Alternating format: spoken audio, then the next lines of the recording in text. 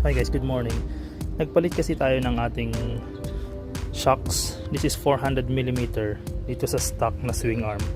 And hindi pa natin to in-extend. So ang nangyari, tumaas lalo itong height nitong motor natin. Ayan, so ang nangyari, hindi na umaabot itong ating stand.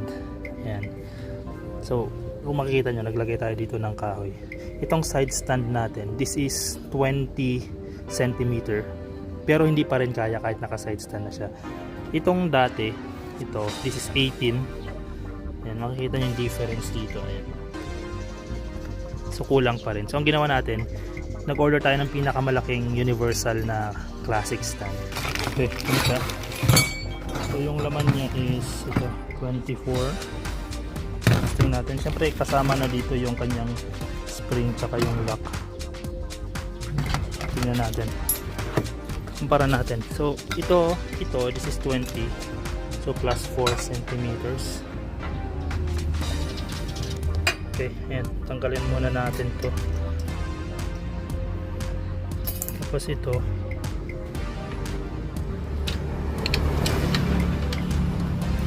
ayan, by the way guys, ito yung bago. So this is 24, ito yung 20, ito yung dati natin 18 nung pinalitan natin yung ating motocross into motocross tire. Kailangan tayo magpalit ng number 18. Yung stock na stand natin, side stand, is number 16, so mas maliit yun.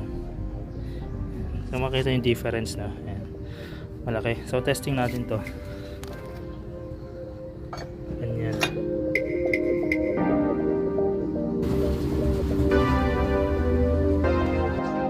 Okay.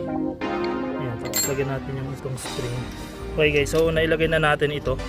Yan, yung gamit lang natin pala, hindi na nakita sa video nun. But ito, flat screwdriver. Igaganan mo lang siya, tapos itataas mo lang para mag-i-slide dito. Itong hook.